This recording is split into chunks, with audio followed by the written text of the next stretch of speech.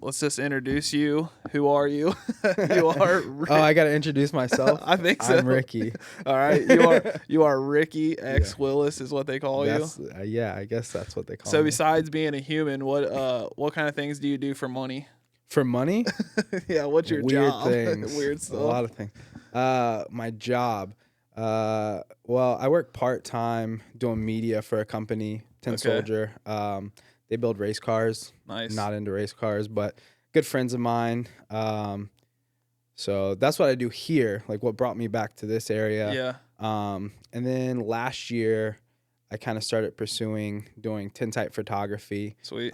Which is like my, I guess, weekend gig thing that I do. Kind of by choice, keeping it kind of just a side hustle. Yeah. I don't want to mess it up like I messed up the video thing for myself, making that my full-time gig. So yeah, do a little bit of media, video stuff, and tintype photography.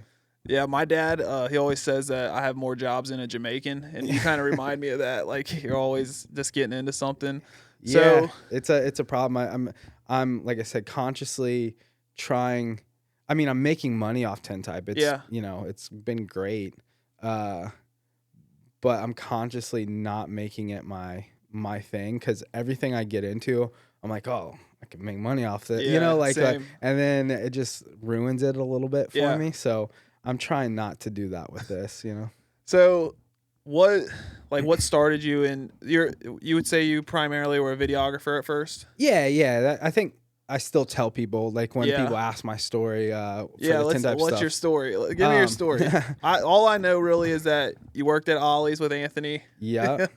And that's a big start. So and Anthony always talks in like third person, like he sometimes talks as he's Ricky. So you okay. So you've heard my stories. Some stories, yeah. I'm like So I would say primarily when I tell people, like when they're asking about the tintype stuff, I'm like, oh, my background's in video. Video all started because of skateboarding, which ties into Ollie's skate park. It's kind of a thing, like if you skate, you film. It just kind of goes hand in hand. And I think a little smart enough to know, like, I wasn't going to make it as a skater. I was decent. Right. But I don't even know if I leaned heavier on the filming side of things. I just have always been a tech nerd-ish. My first job ever growing up, I was a bag boy for my grandmother at this little, like, bougie grocery store that she worked at, that she was a cashier at, over in Hyde Park. I would come down from Dayton for like school breaks, like Thanksgiving and Christmas, and be a bag boy, and people would tip me out, and I would save that tip money to buy like a Hi8 camcorder or whatever, so I could film my dudes. Well, before it was skateboarding, actually, I always credit skateboarding, but really it started BMX, like doing ramps, like ramping, jumping as many people as I could in the back alley, and I wanted to film that shit like Jackass style. So yeah, I was always super into cameras, or video cameras, and but it really ramped up with skateboarding, and never would have imagined it would take me around the world. I'm jealous of that origin story, because like growing up, I was a kid that I hung around the skate park. I never was like a good skateboarder. I just kind of like I was always like dabbling in all of them. I was on rollerblades sometimes. I was like the loser Nothing kid. Nothing wrong with that. I was for a second too. I thought it was sick, because I'm just better at that. But then I would see the dudes like running around with cameras, and I was like, dude, I want to be that guy someday. And it's like you never know like the steps to get there. But I was like, man, one day I want to be the guy with a camera. And it took me a lot longer to get there. My grandpa had like a camcorder I started messing around with, like the old Sony, and it's just such trash quality. Yeah. But like I wish I would have done, like, a couple guys I know, they like recorded like everything from their childhood, you know what I mean? And it's like, yeah, I definitely did. But those tapes don't exist. Like my mom and dad,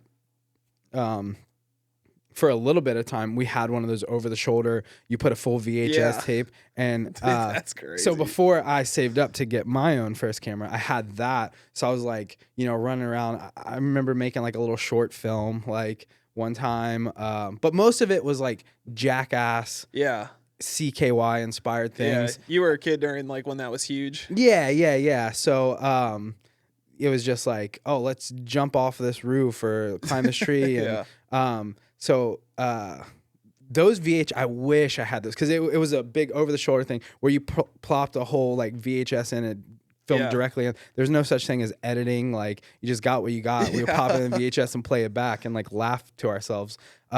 I wish I still had those tapes. Like, it would be so rad to come up on those. I never thought about like you couldn't edit. Like, I mean, there was a method to doing it. Like, but we didn't have a computer, or I don't know what it required to put a VHS in, some kind of tape deck or whatever. We didn't have that. So it was just, you got what you got. Like, you could rewind and then tape over.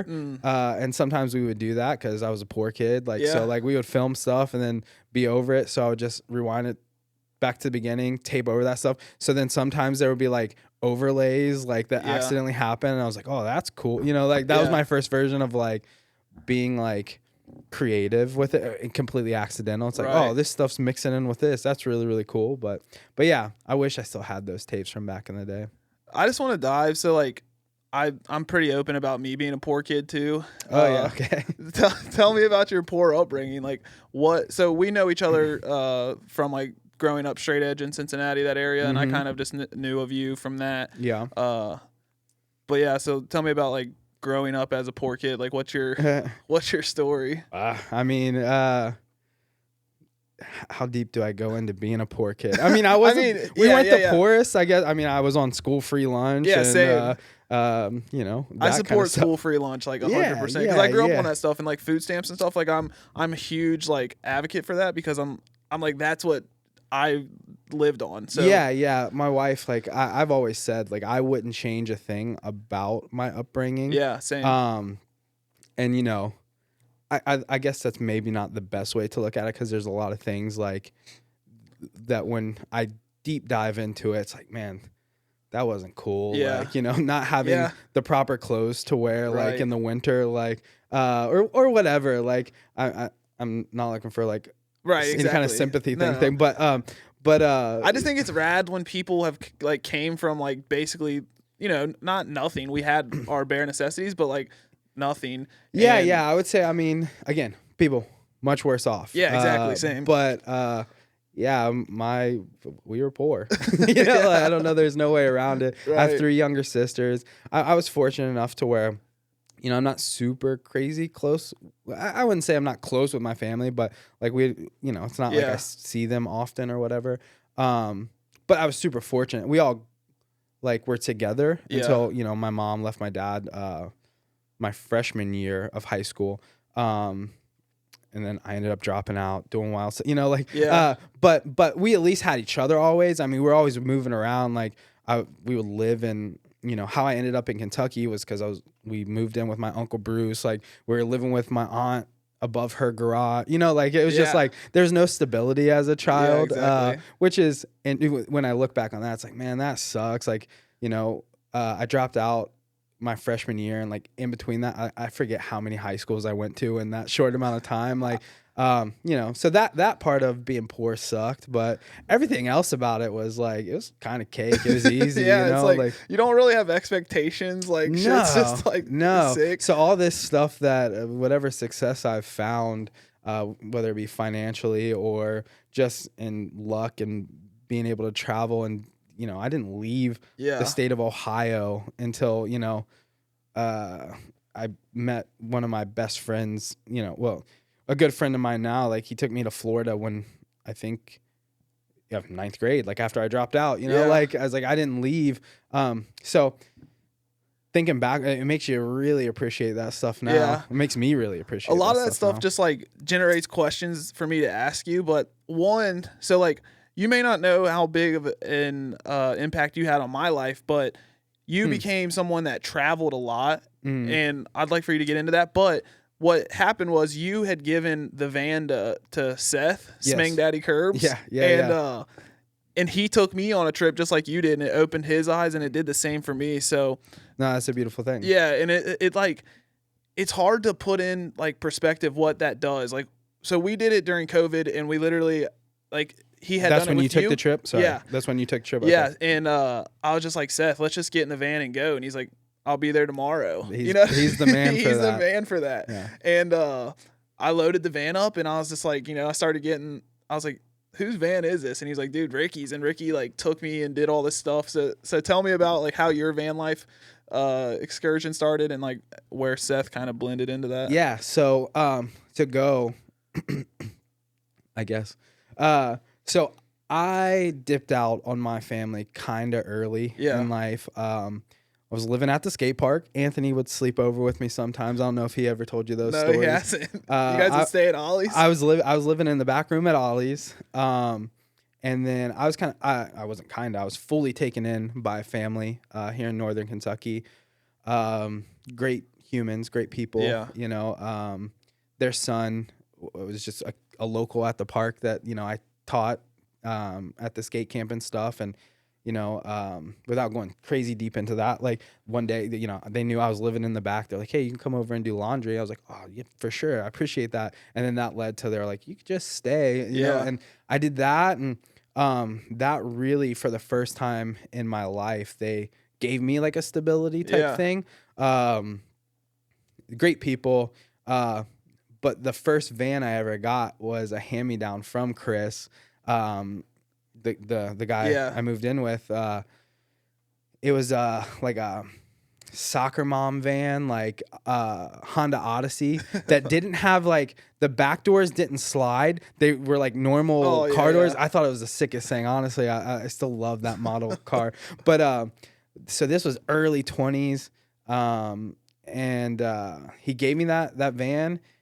And I just thought at first it was just the coolest thing because I was like, I could pile so many people in this and we can like go cliff jumping and shit. Like it was cool for those reasons. But then I was like, I don't know if it was like I was on blogs or whatever, but there was like the van life kind of buzz. I was like, I could build a platform in the back of this thing. And that's what I did. I could take the back seats out pretty easily. So I just made a platform, put like a thin memory foam mattress, and would take like weekend trips down to the gorge. Or not what even year weekend. do you think this was? Man, 2011, 12. Oh, you were maybe. doing it early. I think. I've hit my head a lot skating. Life has happened a lot. So I think it was 2012. 2011, 2012. So I could just like go sleep in the van like down, and I wasn't going anywhere far at that time, but the gorge was just always available, an option. Like, I worked at the skate park at that time, so I would work like minimal days, like maybe 3 or 4 days out of the week. So like I would just have a random Thursday off. I'd be like, fuck, I'm going down to the gorge. So that really, and this was also around the time I was getting into photography stuff, like transitioning from video to photography, and I was really into taking like night photos. So the gorge, I would go down there to like photograph the Milky Way and shit. So that just really opened it up for me. And then fast forward, I get my second van, the gold Ford Econoline that you would go to know. That was a marketplace find. It came into my life at the gnarliest point. My grandmother had passed. Like it's like the person I was closest to in my family. I got it right around the time she was diagnosed with cancer. And so I was already like doing the travel thing. But once she passed, at this time also, I got a perfect, I wasn't doing video stuff as my gig at that time. I was doing like tile work. Like, nice. So I could work a lot and then take as much time off as I wanted, So I started doing that in the gold van. I would start like take longer trips. And then that just led to where I was like, I'm planning a whole summer where I'm just going to dip out. And that would have been like, I want to say that was probably 2014, 2015. Do you remember what year you took the trip? Oh, you said COVID so that time, would have been like 2020. Okay. So I want to say, it would have been 2014, 2015, that I packed up the gold van. I was dating someone at the time. Like she started the trip with me, but but she only made it like 2 or 3 weeks. Yeah. Like, and I told her, I was like, man, like, I got to do this. Like, Yeah. I got to keep going from, nothing personal, but Yeah. I'm not going home. So I flew her home and I just kept going. And man, it was like, what route did you take? There was no route. It was just like, I was just all over the place. I did the Southwest, down to San Diego. Curb flew out for a day. Literally, the Curb's and I know we'll talk more about Curb. Yeah. Like, he's just one of those people where I was like, he was working a factory job at the time. Like, he's like, fuck it, bro, I got money. Like, I got Saturday off. Like, I got to be at work on Monday. But flew out, met him in San Diego. We drove down into Mexico like 5 or 6 hours. Nice. And it just then up the coast to hang out with some hippies that I met off of Instagram. In what's that? Northern California, like not in Yosemite. Yeah, Redwoods. Yeah. Thank you. Went with them into Oregon, and I drove up to Washington. Like, there was just wherever. I'm like, all right, I'm gonna go here today, and I want to backtrack a little bit, because before I took that big summer long trip, I took, which I always tell people, but I would love to put it on record, like in the gold van, because this was the most pivotal time in my, like a very important time in my life, right after I lost my grandmother. This dude, Cody Westerman, which I don't know if you know Cody. So Cody played a huge role. He was this dude, you mentioned we grew up in the straight edge, like scene together. Cody was always someone that was like a mutual friend. Like, he was in the mix, but he was always like playing like house music, dubstep music. I was like, this fucking hippie stoner nerd, fuck this guy. Like, just because solely based off that, not knowing anything about him past that. And before I took my big summer trip, like, I think maybe him and I went cliff jumping a few times, so I kind of got a better read off. I'm like, oh, this dude's cool, actually. Like, he hits like a weed pen before he jumps. That's fucking lame, but he's still cool. Like, so I started to soften it up. And then he randomly asked me, he's like, hey, bro, like, I know how important grandmothers are. I love my grandmother. Like, I'm doing this trip out west. I'm going to, it was right when he was starting up a new life venture. He was going to do some like search and rescue thing for like snowboard, mountain stuff. He's like, it's in Shasta or California, somewhere in Northern California. He's like, would you want to join? I was like, sure. He had a little van. I was like, for sure. Like, it was just a quick in passing thing. Yeah. We didn't talk for months. It was like, yeah, man, I'll go. Didn't talk for months. And then he gave me a date at that time. We talked maybe the week of that trip. He's like, yo, you still want to go? I was like, for sure. And then we hit the road together. And it was just the Southwest that I did with him before he split off. And I was just like, man, it was like the biggest turning point in my life, where I was like, this dude that I judged based off this one thing. Like, we spent 2 weeks maybe on the road together, and I was like, this is my fucking brother for life. Like, we had good life talks, like just about everything. Like, and that just changed my whole worldview, I think, because it was so narrow and small. So then that opened it up too. Took that summer trip, met up with people that I would have never met up with before. Like I said, I met up with these hippies that were like tripping on like mushrooms and the redwoods. Like, I was just listening to them talk about what they were seeing and shit. Like, that was something that the year before I would have just never given a shot at. But yeah, man, then traveling in the van, like seeing our beautiful country, like meeting so many random cool people, spending a lot of time alone in the driver's seat of that gold van, just fucking no music, just in my own thoughts and shit in this crazy time in life. Like, it changed me for sure. And then I come back because of that trip that I took. It opened up to a family seeing videos that I was making for myself, that then they took me around the world. They hired me to travel with them because of that van, because of those travels. And the van was just sitting. So I was just like, Curb, this is yours now, like. And so I love to hear, and I know that my introduction to you was through Kirby. I think that was the first time I really ever saw or knew of you.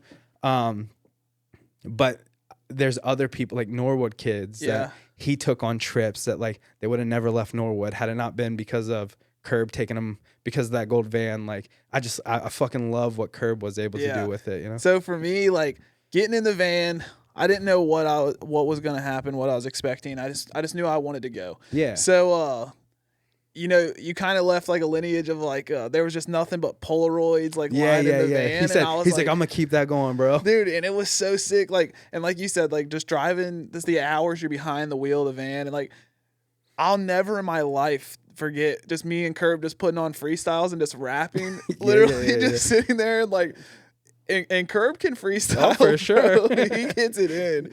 And, you know, just sitting there and just the life talks that we had together. And it's stuff that it changed my life forever. And it's one of those things, I've talked about this on a previous episode, but like giving like the traditions and giving things that will go forever longer than just your name and your ego is what it's all about. And, dude, Seth Kirby, he seriously, the kind of person he is, I'd be like, well, where are we going to go next? He's like, fuck, I don't know. Pick somewhere on a map, bro. Yeah, yeah. And, no, I'm just so thankful that we got to experience that together. The Curb and I dynamic works out good because I try to lighten up with it later here in life. But, like, I like control. Yeah. Like, when I travel solo, it's just so simple, you know? Yeah. It's just like whatever I want to do. Curb's just the perfect like road dog because it's like literally like I would plan the whole thing and he was just fucking down for anything, you know? Like he was never just like, I mean, if he ever gave suggestions, which I don't know if he ever did, like, but I would be open to it, but he was just along for the ride, you know? Like, where are we going, bro? I'm like, I got this hot spring, we're gonna do it all in one day. Fuck it, bro, let's get it. Like he's just like the best person to have in a passenger and he's so seat. damn energetic. Like he can literally hike 20 miles. He can hike 20 without miles. no sip of water. No, like, only Monster. He saved me. We did one of my favorite trips to this day. Like, with a crew of people. Same. Like, there's a recurring theme in my life, and I live by it still. Where I'm just like, yo, like if I tell you I'm gonna do a trip, it's locked in. Yeah. Like, I don't care if we plan it for 2 years from now. Like, you give me a date. Like, if I say I'm doing it, it's done. Like, and this was one of those trips with Havasu. I was on the other side of the world, and somebody who I've met in passing from living out in California, traveling home, one of the best people I've ever met in my life, because of Straight Edge, this dude, Eddie, he was like, man, I want to do Havasu Falls. They're opening up this, for the first time, you can like book online, like to get, because they only allow so many people. I think now it's even more limited. I think it's even a lottery system. Yeah, it's like a lottery permit. Yeah, it's pretty gnarly. But I was on the other side of the world, so like I had an advantage where like I'm a whole 12 or 13 hours ahead of time. So like I got to book, like I was up already. It was in the middle of the day for me. I just booked all of our like spots. I think it was like I got maybe 10 or 12 things or whatever. And if I got 12, 10 of us like came through, like, and actually did the trip. And it was one of the best times. But this was when, so after traveling for 9 months in Southeast Asia with the family, I come home and then almost jump in the van immediately to start driving out west with Curb. And I have, you know, I don't think I'm the shit, but like, I'm like, dude, I'm getting paid to film stuff. Like I'm taking all my gear to Havasu Falls. So I had this ginormous gimbal at the time.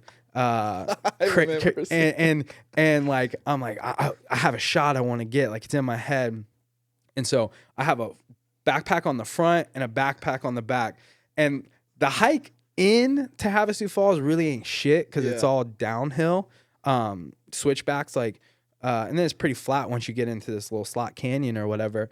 But then on the hike out, I was struggling, and Curb's just like, he's got that mindset where it's like, all right, we're getting out, like, all right, let's go. There's no stopping. Like, it's just on a mission.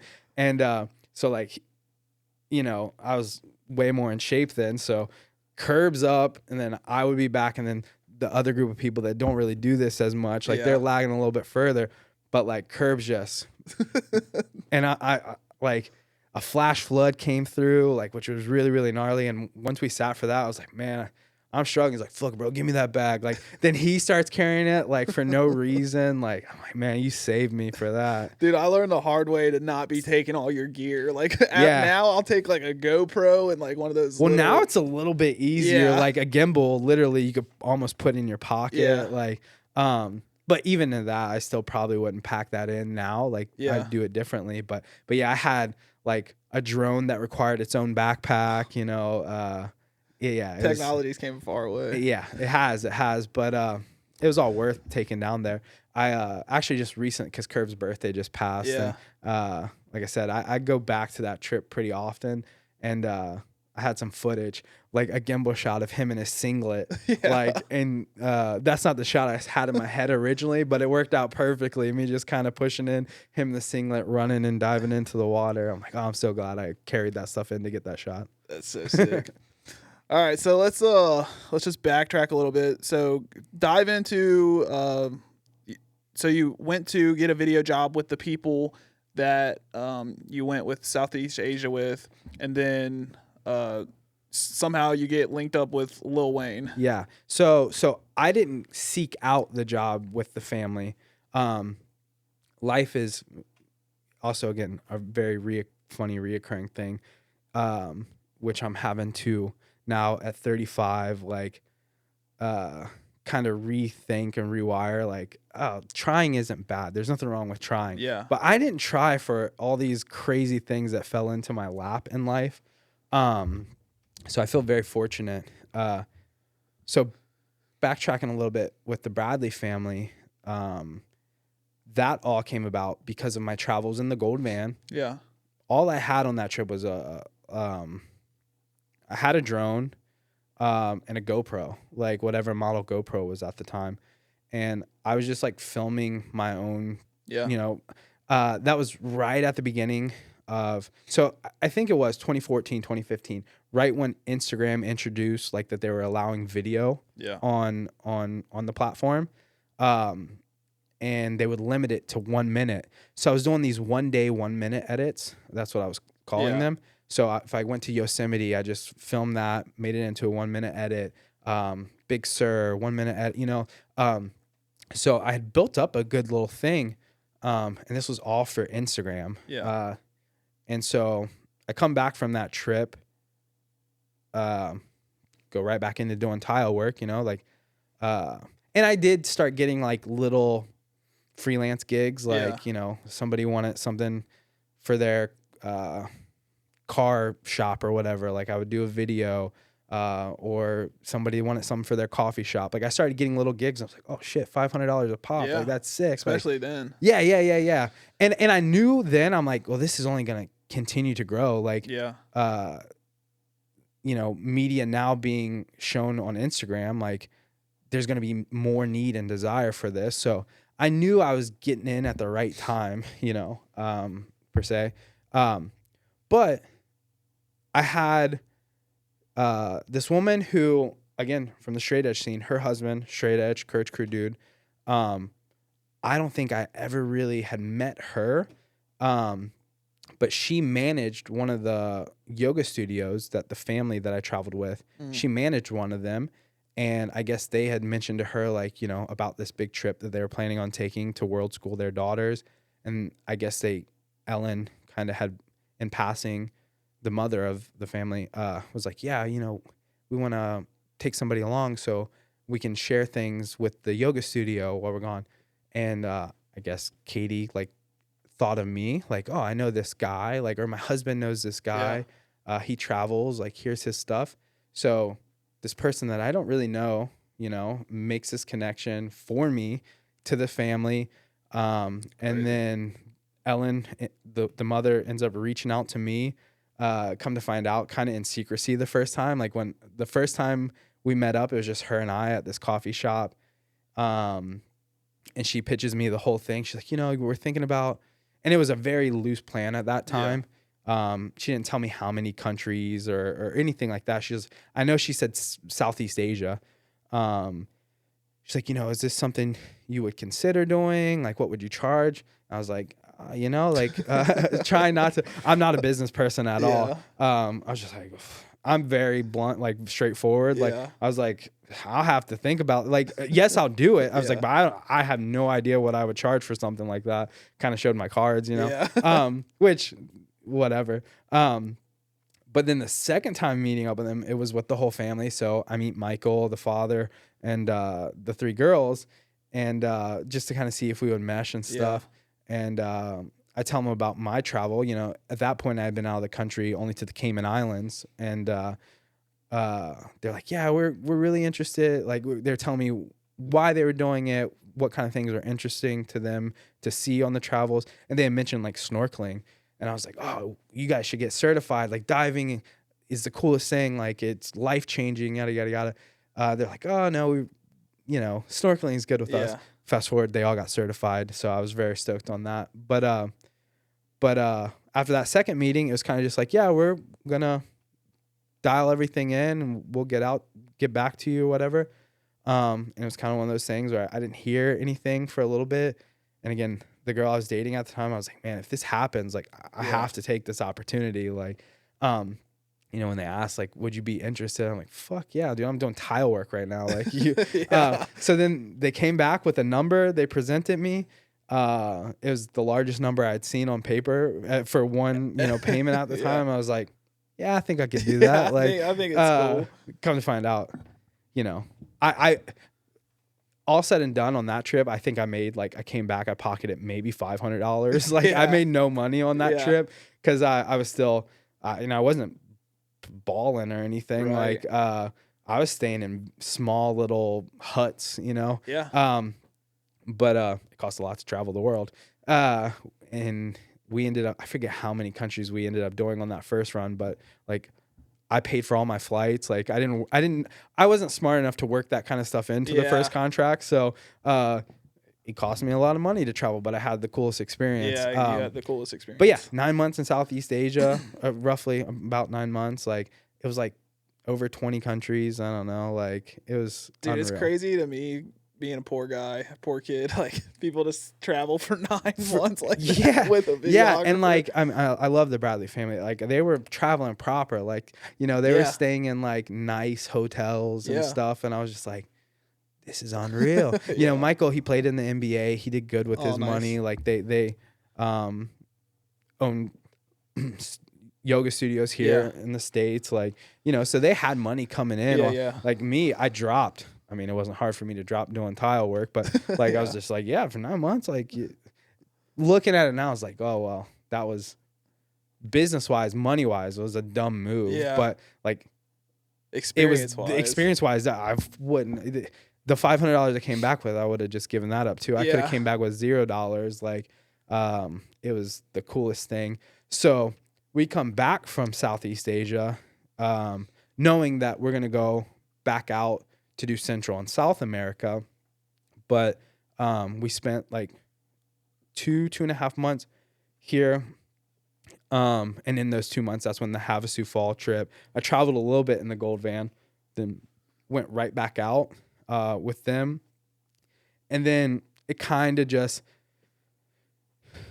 I could have never in my wildest dreams imagined I would get paid to travel. Yeah. But then once you're out there doing it and this is no disrespect to the family or anything, it's like when you're out on other people's time, so it's a job, and I started to get burnt out on it. And so I ended up only doing the Central America section of this second round. And I was like, man, sat down and talked with them, which sucked because the second round, like I was smarter business wise. I was like, I made a little bit more money, and I was like, you guys gotta pay for my flights and these things, and so I started staying with them a lot, like in their places to cover my costs. And even before staying with them, I just got so close with the girls, and with both Michael and Ellen. So it was rough leaving, like when we sat and talked in whatever country we were at, like in the hotel lobby, I was like, definitely like oh, you know, I'm bummed. Like the girls are going to be sad and stuff. But I was like, I didn't feel right anymore. And Yeah. I'm just a person on feelings. I was just like, it's not for me anymore. So I dip out. I come back to the States, not with a plan at all. No plan, no expectations, just like with everything else in life. Like, but I kind of thought in my head, I'm like, well, now I've kind of built a portfolio of for like, sure. you know, a certain type of work, traveling. So like maybe I'll get like some freelance stuff with like that kind of stuff, or I'll just keep doing the freelance stuff locally. Like, so I'm home again, maybe 2 or 3 months, and Wayne passes through. Wayne's skating, you know, for a handful of years now. Yeah. He used to rent out the skate park when he first started skating. When he would come through Cincinnati, Toon would rent out Ollie's. Ollie's was no longer owned by the same guy that I worked under in that time that I was home after leaving the family. But he was renting the park. That dude that owned Ollie's knew that I had done like a video for Wayne one time he passed through. So he reached out to me like, hey, like this thing's happening. They're renting out the park. Like, would you come make a video that we could share? I was like, yeah, for sure. Like, so I go to the skate park the night that they're supposed to come, and I get there, and that dude has told like his whole family, and like so his whole family's at this park. And I knew from my 2 previous times that Wayne came, it was me and Bob. Those are the only people at the park. Like Anthony never got to meet Toon. Like, it was like a very low key thing, right? So when I pull up and I see this guy's got like all of his nieces and nephews and cousins and brothers, I was like, oh, this isn't gonna happen, right? But I'm there, so I stick around. You know, in true Wayne fashion, like he pulled up to the park real late, walked in, and it's so wild knowing Toon like I know him now. Like the fact that there was ever even a second shot is like unreal to me and just is a trip in life. Yeah. But I watch him walk in, he looks, he sees everybody, he's like shook his head, walked out, dip. I was like, I knew that was gonna happen. Yeah. So that was that for me. I was like, well, that's a bummer. Thought I was gonna get to make another video, whatever. I go home. It's probably like 4:00 in the morning at this point.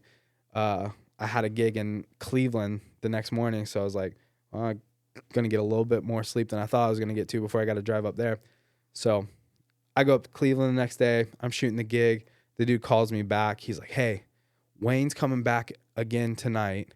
But you know, it's got to be low key. I was like, yeah, motherfucker. Like I could have told you that the first time. Like I'm not the one that told people. I was like, yeah. He's like, it's just going to be me, you, my son. Like no one else can be there. Like he's going to definitely come through. He wants a filmer. So I pulled up to the park with all my gear that I had invested in. Yeah. From being with the Bradley, I had to kind of upgrade it, some stuff. And so I have my rolling case, like look proper, you know. I pull up to the park after, you know, straight shooting it down from Cleveland. Wayne's there already skating. And I get there and I met Mac, the president of Young Money, for the first time. I hadn't met him the previous times they were at the park. And Mac's like, yeah, he's not really feeling like being filmed right now. Like, I'll talk to him, but I don't think he wants to be filmed. I was like, oh, it's all good. Like, you know, I'm here. Yeah. You know, so I'll just chill. Like, ended up not filming a single thing that night. I was like, damn. But Mac told me, he's like, hey, we might be looking for somebody to film. Yeah. For this tour that we're going on this summer. Like, let me get your contact. So I give it to him, not thinking anything would ever really come of it. So weeks pass, whatever. I'm on a trip. I get a call, I get a call from a 504 number. I didn't have it in my contact, but I know 504 is New Orleans. Yeah. I'm a big Wayne, Cash Money, always have been a fan. So I get 504. I was like, huh. Hell no. So I answer, it's Mac. He's like, hey, ready to get you down to Miami as soon as tomorrow. Like, I'm not in Cincinnati right now, but like, you know, I could, if you're willing to fly me out, like where I'm at, like, so they fly me out, put me in a hotel on South Beach. Like it's for 4 days. Like they booked me a one-way flight, but my hotel had 4 days on it. So I'm like, cool, 4 days, like get to see if we vibe. Maybe I'll get to film a clip or whatever. Didn't see him for the first 3 days. Didn't hear anything. I'm just chilling on South Beach, like skating. Like South Beach isn't my scene at all. So I go to the beach a few times. I'm like, oh, this is crazy. You know, they put me in a nice hotel. This is wild. Like, but nothing. My flight is for the next day. I don't know. It was like a 1 p.m. flight, whatever. I had a gig for this local production company that I was doing, that was coming up. So I'm like, all right, cool. But the night before my flight, like they're like, hey, Wayne wants you to pull up to his park. Like, we're going to send you an Uber. So they do. I pull up to the park, 2:00 in the morning, whatever. We start skating around like 4. And that first night, back to my days at Ollie Skate Park, you know, I taught skate camp for the longest time. So I'm used to working with like, you know, helping people out, being a skate coach or whatever. And, it was like me filming, but also like kind of coaching him. Like, yeah, just, you know, I set up the obstacle that we ended up getting a clip on. And, you know, I was like, hey, just, you know, don't turn your shoulder. Like, just keep them square. Like, and he got like actually still to this day, like my favorite clip that we filmed the whole 4 years. Not just because it was the first night, but it was like a proper fakey shove off a pretty big 3-block thing, that we made inside the park. Got it, and he was just hyped. Like, he's like, oh, my dude Rick. Like, he's like, hey, send me that. Like, send me, like, he's like, what's your number? Got my number, sent me. He's like, this, like, put me down, tune. So I was like, oh man, I'm locked in. Like, I'm good. Like, but this session goes on until, you know, 9 or 10 o'clock the next morning. God. My flight's at 1 or whatever. So we finish up. I get back to the hotel. I shower. I start packing my stuff really quickly. I'm about to like head out to the airport. I got a call from Mac again. He's like, heard the session was good. I was like, yeah, we got a clip. Like, I already sent it over. He's hyped. Like, he's like, yeah. Well, what you doing? Like, I was like, oh, you know, I'm about to catch this flight. Like, he's like, why are you leaving? I was like, well, Dev sent me, you know, my flight, the hotel's over. You know, I got this gig back in Cincinnati. He's like, it's words that changed my life. He was like, nah, Rick, you ain't got to worry about those little gigs anymore. I was like, all right, bet. He's like, I'm gonna get Dev to book you a little bit longer. Like, you're good to stay down. I was like, I'm good to stay down. So 4 days turned into 4 years. So damn, dude, that's a crazy story. It really, it's wild, man. Like, you know, with all of it, it's like, it trips me out, and it'll never not trip me out. Yeah. Like, when I think, I'm like, fucking skateboarding and a camera, man. Like, the things that have happened in my life because of those things, it's like, it really fucking trips me out. All the time I spent with Wayne, like the opportunities and the doors that opened up in the skate world, you know, at my heart, like my core, like I still identify as a skateboarder, you know. I skated last night for the first time in 6, 7, 8 months. I don't know. But like, I still feel like, you know, that was my first passion in life, you know, something that like the first thing I ever like really latched onto. And, I closed that door long before Wayne picked me. You know, I kind of started headed towards more the video stuff. And then when I was with him, like I had access to every private skate park. Like I got to go into the Nike, like SB or Diamond. Like they just be like, take everything you want. You know, like because of this man, like it was just I would always trip out like, man, because of Wayne, like he fucking changed my life in a lot of ways. But like the kid skater in me like was just so happy, like because I like would throw myself down handrails, and you know I tried so hard, you know I travel for contests and stuff, but like you know made it as far as I did, but never anything like that. And I was washed up at this point, not hardly doing anything on a skateboard, and all these companies were like, yeah, what do you want me to send you? And I was like, damn, man, like it was the coolest thing. Like it's gonna be crazy for people because some people probably don't even realize Lil Wayne was into skateboarding or was a skater. Man, when I say so, I identify to my core as a skateboarder, but I was always like, with the time I spent with Wayne, like because of skateboarding, we had a different relationship. You know, like right away. Yeah. Like a friendship. Yeah, I Right. worked for him and stuff. Like, but I mean, we had a personal friendship because of this like mutual thing that like he's the man in his world. Like Yeah. he's the number one. Like, but he respects skateboarding. He is a skater through and through. So when people say like, you know, we would film clips that like I loved seeing the stoke that he would have Yeah. on doing like, you know, something that is pretty basic, you Yeah. know? But he put in the effort. He would put like this motherfucker doesn't need to do anything Yeah. in life. But he would choose to have me come to the skate park in between because he had his private park. He had a studio upstairs, skate park downstairs.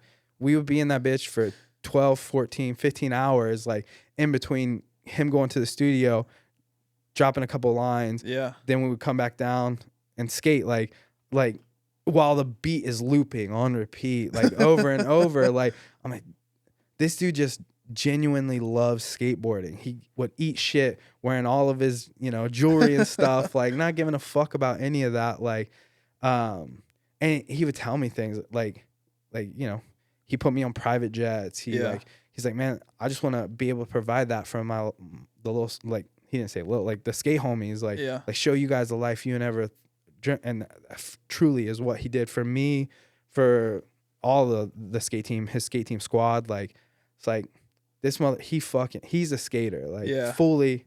And for anyone that like doesn't think that or sees like whatever level he's at, like, oh man, like do a kickflip or do it, like, they don't understand. Like he's more of a skater than anyone I know, really. Like it's his love for it is deep. It was the coolest thing. It was the coolest thing, and like that kept me around way longer than, you know, because I was with him for almost 4 years, and just like the family thing, like at the end of the day, it was a job. Like I was on call 24/7 for almost 4 years. Like I got burnt out, but like it kept me around for the longest time. One, because of my personal relationship with him, and I was like, you know, Toon's like an all or nothing type person. Like I'm like, I don't want him to feel like I don't fuck with him, because, you know,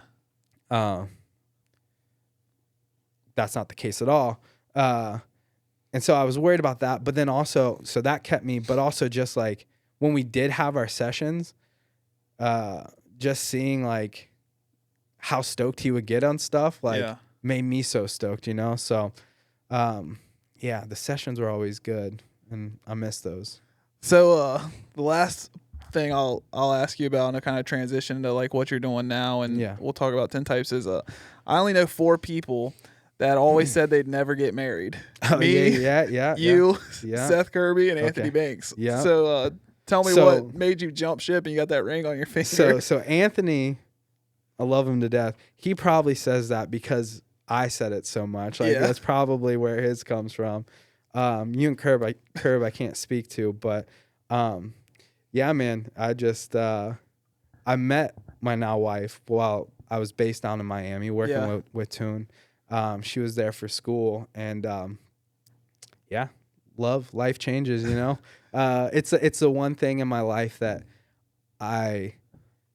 I'm more than happy to like eat my words on that, you know, like, cause I was very adamant, like, like I ain't ever committing to that. Like I always loved her. I've been very fortunate in this life to like have really awesome partners, like amazing women, but all of them from in my young 20s to before Liv, like, you know, they all, I would have long-term relationships, but I would always tell them from the rip, like, never get married, like, you know, just like, and I laugh about it, like, but that's the immature side of me. It was like, I wasn't, I didn't, while I have love for all of them and had love for them, I didn't know how to love people, you know, like, Liv just came at this time, and her being the person that she is, where it was just like, it's like the cliche shit where it's like, when you know, and I knew like really early, and you know, it sucks.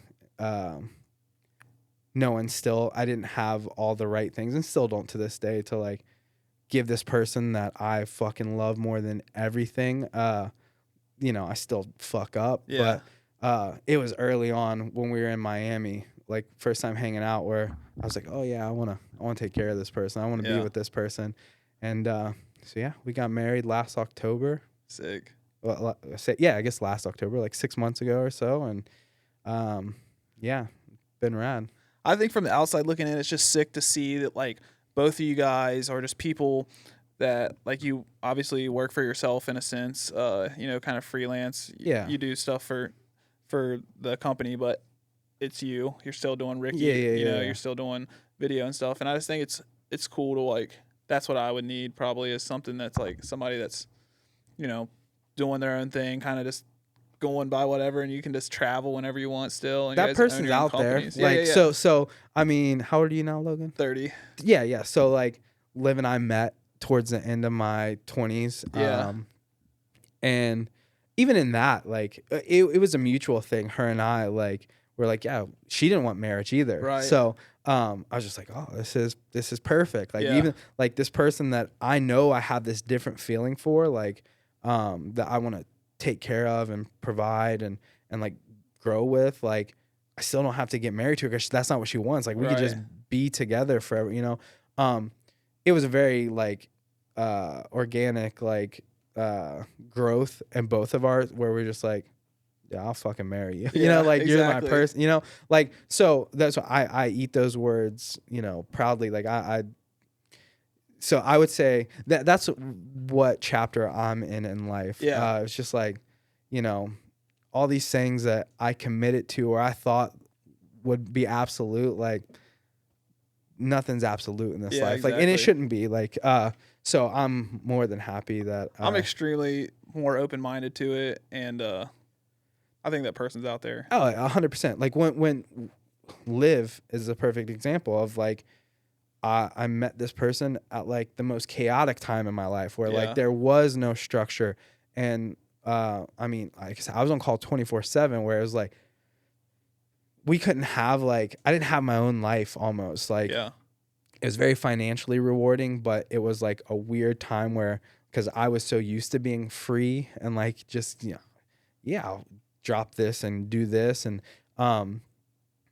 but it was a thing where like I was on someone else's time, but it was like I'm dipping out like for 3 weeks. And like she was a G. Like she is a G. Like she never once complained about like, oh, you're gone too much, or, you know, now we're getting more serious, like you need to slow. Like never once. Like and to her credit, like I think she would, if I was still doing it today, like she would be right by my side, like, because she has always had her own thing, her own. But we got a dog, and that changed. Like as much as I mean, Liv is my person, my love. But when we got Ollie, and I was just like, yeah, I can't fucking be away from this shit. So yeah, a lot of things in life. Responsibility is not a terrible thing, and being tied down to things, it's like, dude, it's seeing a good, people be thing. such crazy dog dads, like that's I'm something. that guy. I know, and so is my brother, and I make fun guy. of him, and I'm just like, maybe I'm just not seeing it. I gotta get a dog, I guess. It's another thing of like, if it takes the right dog or the right time in your life, like man, when we got Ollie, it was there was a lot of pushback. I've always been a dog animal person. Yeah. But I'm like, I'm not getting fucking tied down. I don't want something to take care of. I love other people's dogs. Like, yeah, exactly. But Liv was always like, you know, she grew up with dogs. And she wanted one before her and I got together in Miami. She wanted to have her own dog in Miami. So she was always saying, I was like, I don't want to, you know, not out of fear of commitment with her. I was just like, I don't want a dog, you know, I don't want that responsibility. But then COVID, you know, like a lot of people got dogs and that, and I didn't say fell victim to that, but we were very much, I softened up. I was like, you know, like I was still on the move heavy with Wayne. But Liv was really locked in Miami. Like, I was like, if we got a dog, like, I would get a Yorkie. Like I fell in love with little Yorkies because 2 of my best friends have one. And I think they're like the most courageous little things, like little dog, big heart, you know, I relate. So I told her, I was like, I would get a Yorkie. And she's like, you can't just say that. I was like, no, if I got a dog, it would be a Yorkie. And then like 2 days later she found Ollie. Like we got her from a breeder or whatever. And yeah, I'm fucked, dude. The right dog came, like that's my soul dog. Yeah. It changed my shit for good. Like, where just now I'm like, I'm trying to not be psychotic about it, but like a minute after like 4 hours being away from home, I'm like, yo, we've been away too long. We got to go, you know, which is so different than how I've ever felt about, you know, stuff. So, yeah, just brace yourself. If you ever do get a dog, I feel like it'll change you. that whole thing is starting to come into my life where I can see that, because I'm not like crazily against dogs. Like I've been experiencing a dog here recently, and it's like, it's sick. The dog is sick, but just being like planting roots at home just feels good. Like in this chapter, you've already started. You've planted roots. You have a house now. You know, it's like, I was having this cool conversation, and sorry to cut you off. No, you're good. With one of my best friends this morning, where, you know, he's gone on to be very successful in life. He's from, you know, similar scene, BMX, like straight edge scene. He's gone on, like he fucking is in the biggest movies, like, as a stunt person, like, you know, still pursuing that, still chasing that, still in that, like just killing it. I'm so stoked for him in life, but like, he's still like, we have our talks, and we're always like, you know, we don't like hash up like and bring up like, oh man, the good old days. Like it's not coming from that type of place. We just like talk about like, damn, how simple it was. Like when we only had a couple $100 and we would just like go cross country without, it's like now we're both more financially stable, but like we don't do those trips. So like, you know, part of us is missing that kind of stuff. But like when I was talking to him this morning, I was like, man, I definitely, and Liv and I have these conversations, and why I know she's my person and the right person. She's like, I now have like built these own mental blocks. Like, no, I need to make money, or I can't be away from my dogs, or I don't want to be away from you. Where she's like, oh, dude, that would be good for you to go like do a weekend, buy a motorcycle off Marketplace and go do your sleep on the ground. Like, because I still crave that, you know? But as much as I crave that, talking with Tyler, I'm like, I wouldn't change a fucking thing about the responsibilities that I have. Like I have my moments where I'm like, man, this shit would be easier, you know, if I didn't have 2 dogs to care about when like they're getting sick and I'm like over spazzing because I've never had like, or my wife, like today she's like not feeling well, like, and I'm just like worried, like I have to worry about someone else for the first time in my life, and that's still very new to me.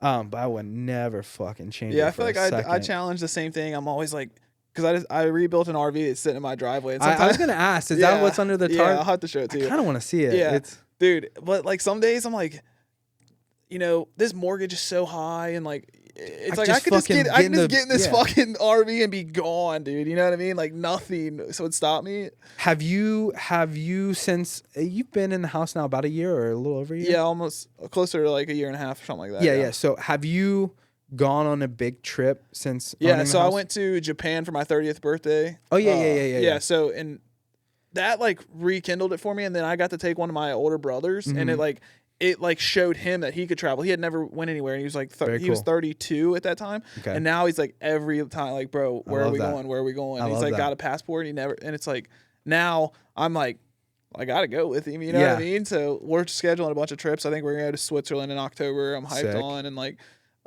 but seeing him doing that. But when you took that trip to Japan, when you came home, did you like have an appreciation for like, damn, and like, it feels good to be home? Yeah, and like that grummy side of me that was just like cool with just sleeping on the side of the road and stuff. I was just like, I kind of miss my bed, my nice ass house. It's like, and so that goes also back to like the conversation Tyler and I have, like, you know, now, you know, if I'm lucky, once a year, my wife and I, like last year we went to Tahoe. Yeah.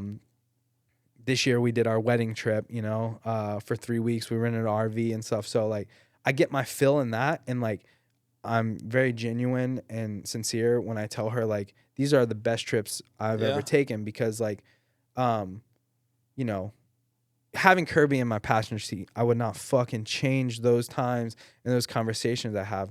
But as much as you can love a bro, like, and I fucking love Kirby to death. That's like my brother. Yeah. It's just different when you have your person. Yeah.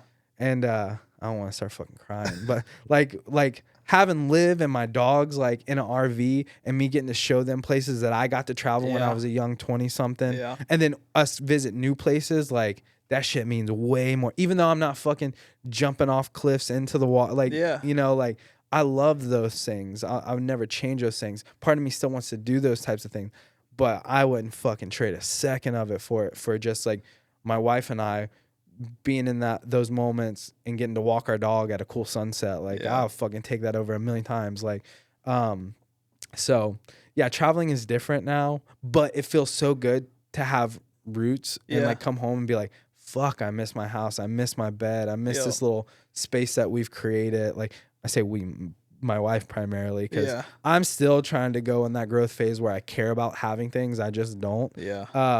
She's as long as her and the girls are there, I'm like, I love the house, but like I'm trying to learn to love that stuff more. But I still definitely feel it when we come home. I'm like, oh yeah, like this feels good. It's a cool, different feeling to have.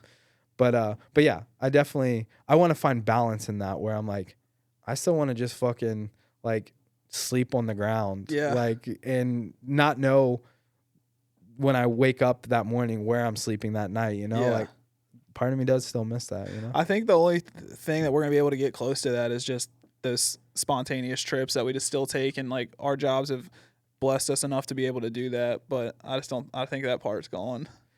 For now. Yeah, and that's again like in this chapter. And that's what when Tyler and I, going back to that conversation I just had this morning, like he feels the same. He's like, I feel they're gone.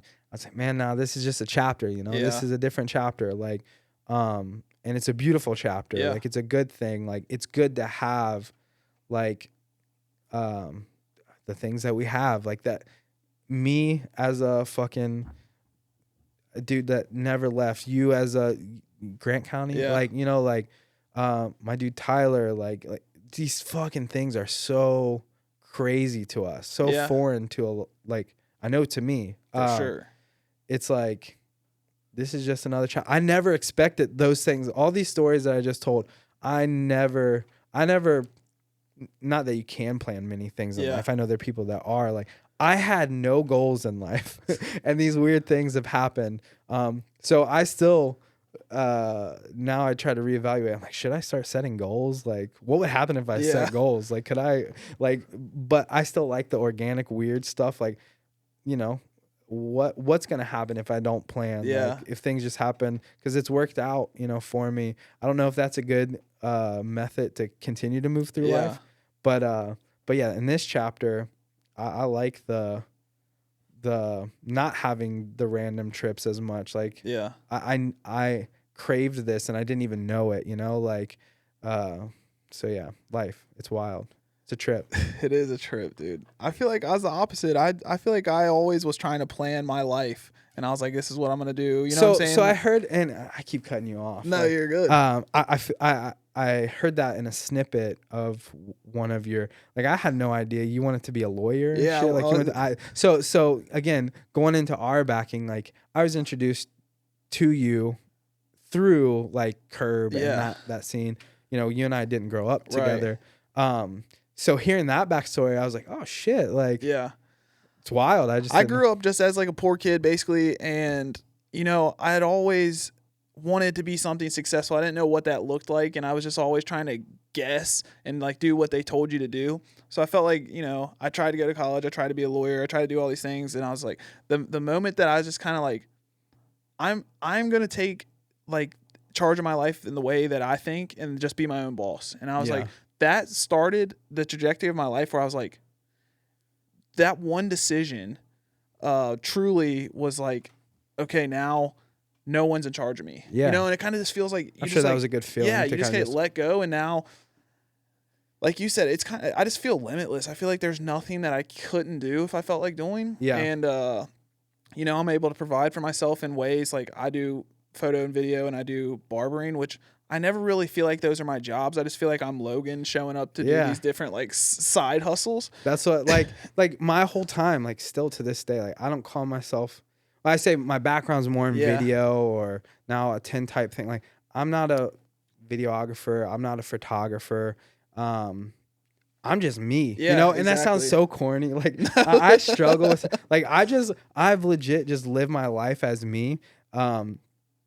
You know, for better or worse, I never felt like anybody was my parents. Yeah. Love them, cool. They were young people raising young people. Like Yep. I had no structure. I had nobody that like. I mean, at the end of the day, they're still my parents, but Yeah. like when I think back of like my childhood, like I didn't have to answer to anyone ever, for better or worse. Like so, I never felt like anybody was in control of me, Yeah. and that hurts me in some aspects of my life now, where I'm just like trying to kind of relearn what like quote unquote normal is. For like, sure. I do. like, I deal dude, with that all like, the time. like in my life now, like there's arguments or Disagreements. altercation like that I have with my wife. I'm like, you can't fucking tell like she it's not even anything bad. I can't even like give a perfect example, but I'm like, no, you can't call it that because it's not. She's like, no. Or perfect example is like now I work for 10 Soldier, you know, Yeah. it's part-time,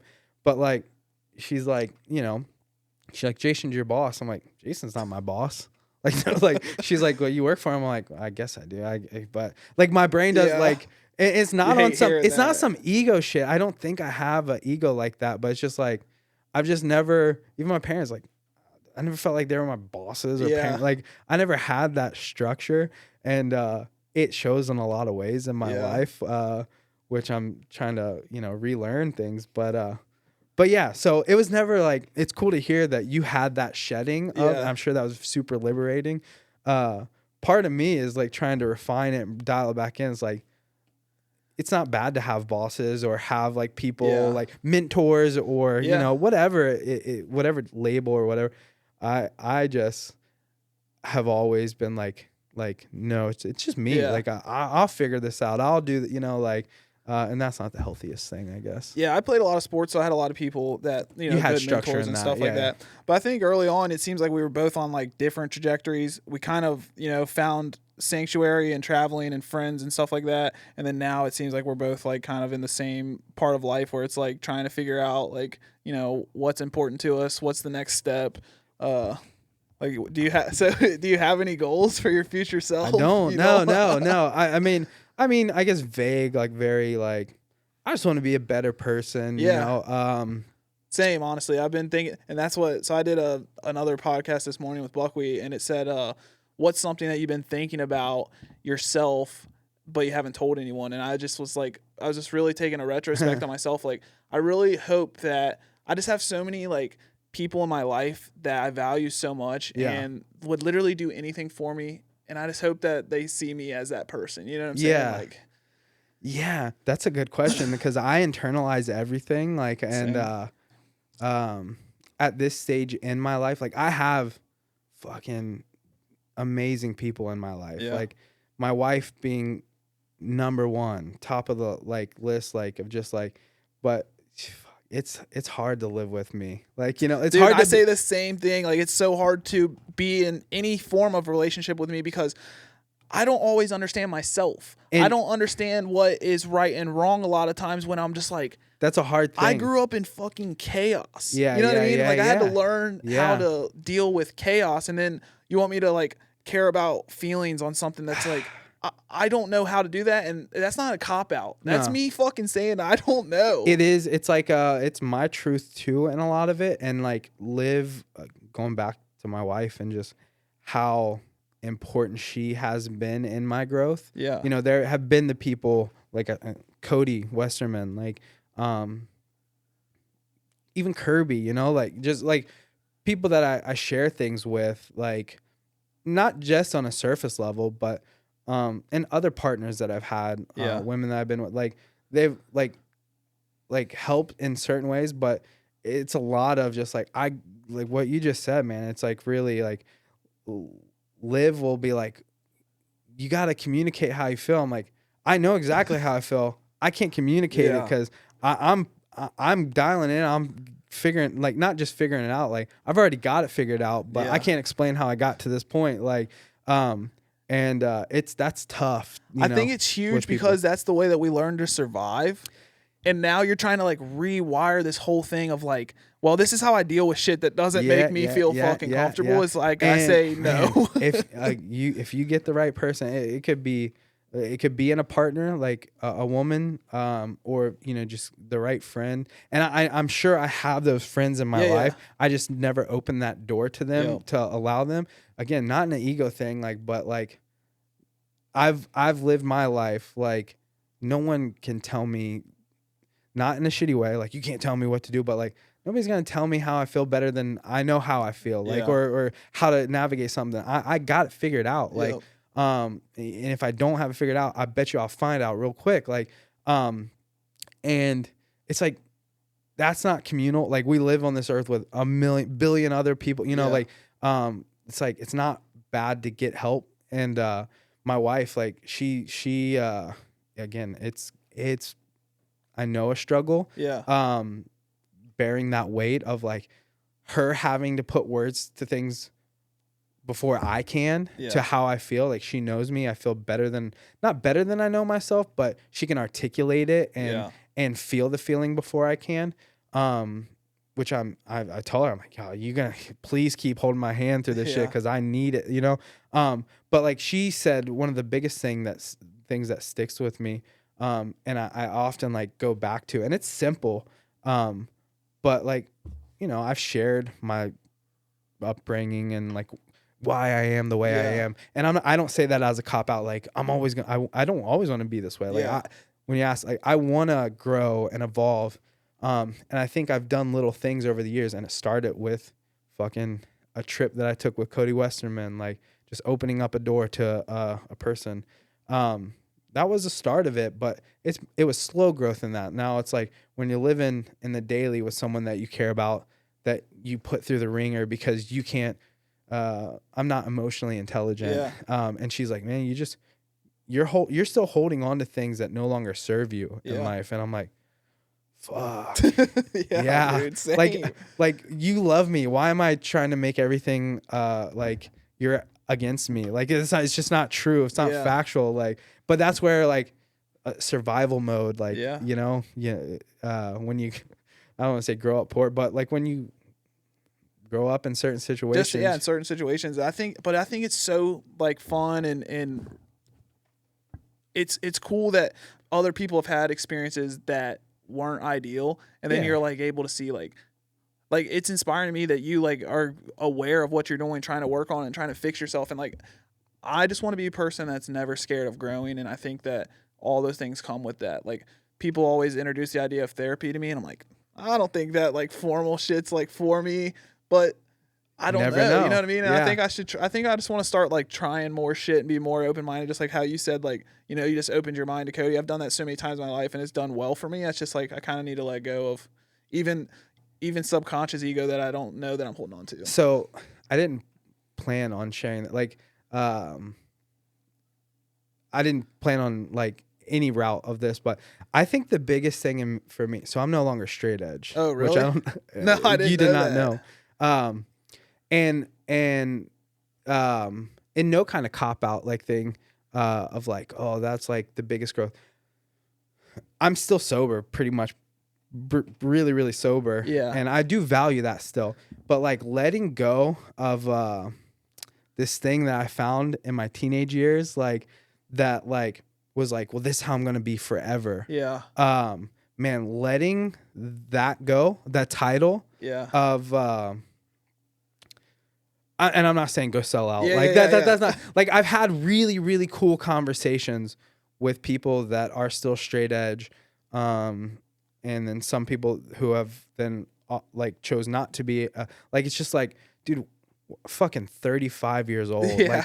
Like I credit my sobriety, not straight edge plays a role in it. 'Cause I met some of the greatest people in my life because of straight edge in that community. But I've also met the worst people in my life because of that, you know, so it's like giving everything to straight edge, but I still do. I credit a lot to sobriety, like in my life. And, I value that still highly. But I started like microdosing psilocybin. Yeah. And it wasn't a cure. It didn't like make me, heal me.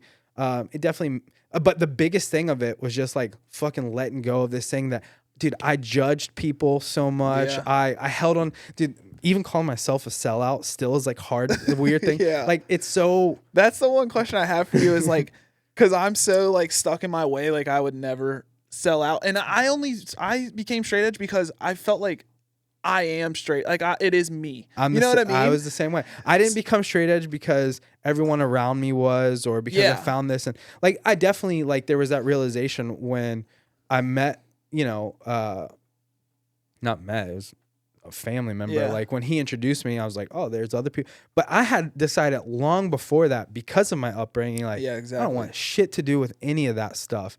And then when I found that community, it was easy for me to go head first into it and be militant straight edge. Yeah. Like I cut off ties with people that were great in my life just because they smoked weed before they would skate or something. Like fucking loser, you know, like I just like, and I don't blame straight edge or the people I was around. It was my own doing and my choices.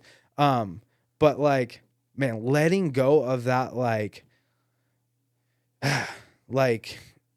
a title that I put on myself, you know? And now like even call myself a sellout. It's not like a cop out. Like I don't want to I just don't want to put titles. And it sounds so hippy dippy. Like I'm still trying to navigate it, but it's like, I don't want anything to be absolute in my life. Outside of like live, like I tell her like there is no end where I'm not with you. I believe that to my core. Yeah.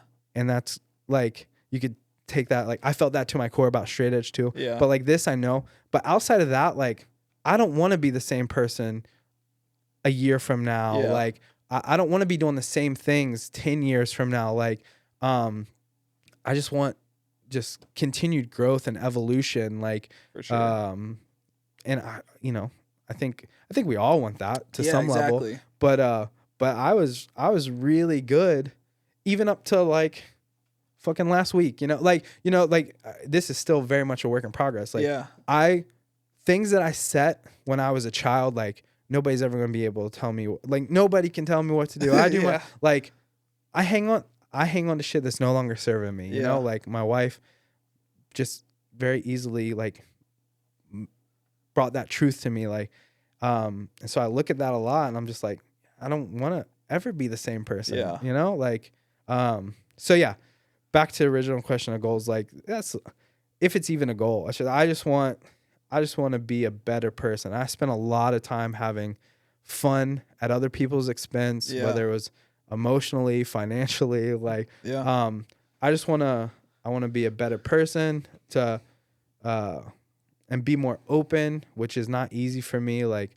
for even the friend group that I have, like just fucking building a better relationship with all the people that I know love and care about me. Like, that's my goal. I have no like ambitions or career like goals or like, you know, anything like that. Like that shit, again, I'm still trying to navigate that. Like, oh, should I have that kind of stuff? I don't think there's anything wrong with it, but how it's happened in my life, I'm just like, what's going to happen is supposed to happen and will happen. So with that kind of stuff, I just kind of let it do its own thing. But for my growth, I have to put effort into that, or else I'm very comfortable. I've been very comfortable set in my ways, being like, you know, this is who I am. So that's something I have to work on. So I have to have that as a goal, you know? Yeah.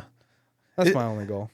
It's just so crazy for me to like, to hear you say that. Cause I'm no longer straight edge. Yeah. Yeah. Cause like, that's the only thing I've ever known you from afar. Most you know? people. And like, if I would say that, you know, it's not like I'm going to shows or anything, so I'm not like straight edge anymore. Yeah. That's inside of me. I before no longer being sober, I felt no connection to straight edge. Yeah. That started really happening in travel. Yeah. Where I was just like, long roads. Yeah. Like just driving like, damn, the best people I've met are straight edge. Yeah. The worst people I've met in my life are straight edge. And like, not to blame those people, like I took part in the things that I took part in, but I'm like, just because somebody's straight edge doesn't make them my best friend, my brother. Right. Like it was so surface level easy. And I just started thinking, I'm like, yeah, I don't feel connected to this. Yeah.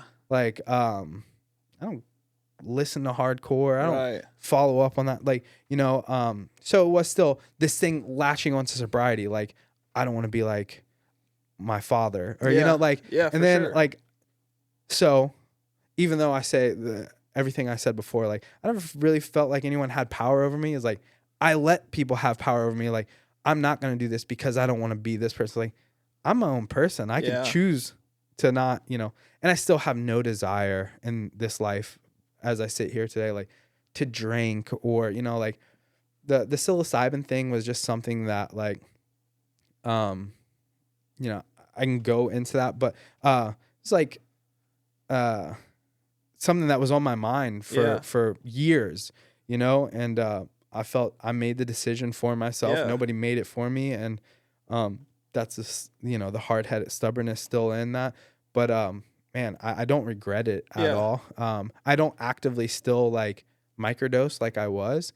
But when I was doing it, it definitely softened me up. Like it made me emotional. Like, and then my hard-headedness and like old ways of thinking, I'm like, I don't want to use something as a crutch. Like I want to, but it definitely helped me get there a little faster in those times. So I don't know. It's something that I'm definitely always still open to doing. Just right now in my life, I'm not doing it. Yeah.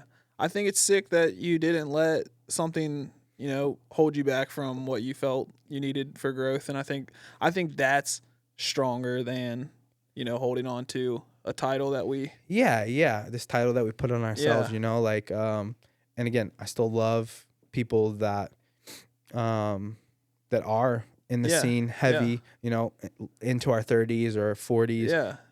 Because it did a lot for me. It helped me. Absolutely. It helped me a lot in life. It introduced me to a subculture that I thought was so sick and that I still do. I still have a lot of respect for those people. But then I kind of, when I got back to my roots, I was like, that's not who I am. I'm a homebody. I'm a kind of, and like, we're letting go of that and like saying like, I'm not that young, straight edge, like hype kid that I used to be. That was just like, because I thought that stuff was cool. I thought fighting people was cool. I thought being tough was cool. It's a thing, especially you have brothers. Yeah.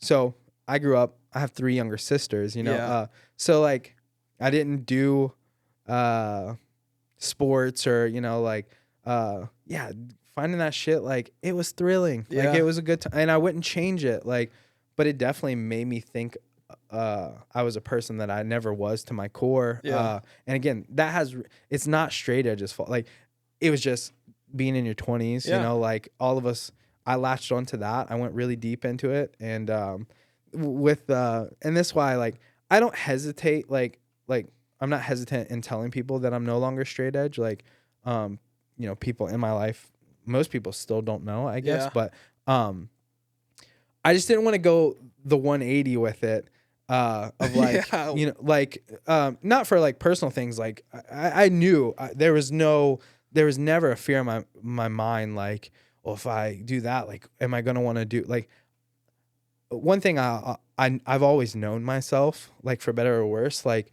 I was very, sure that like, me making that decision, it was the right decision. Yeah. But I didn't then go like, oh, well, will I fear what I missed out and want to try? Like I said, I still have no desire to do more than what I've dabbled in with psilocybin. I'm surprised this is the first time it's happened. I've lost my train of thought. Like I had a very strong point. Yeah. Skateboarding has really wrecked my, and I brain. ramble, but,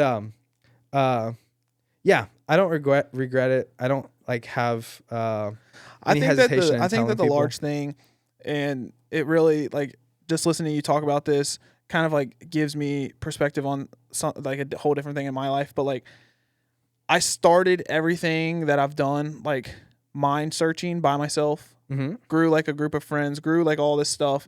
And then, when I make decisions again, it's primarily myself. And I just don't like feeling like, I just really think that it's admirable that you let go of something that you felt so strongly about inside and just did it for the growth of yourself. Yeah. And, you don't have to sell out to do that, or stop, Yeah. you know, sell out such a Yeah. like now Sucks. now I have to be soft because I used to use that word, like I used Yeah. to really drive it and fucking sell out. Now I'm a sellout. You don't have to like do something so drastic, but it was necessary for me and my journey. Yeah.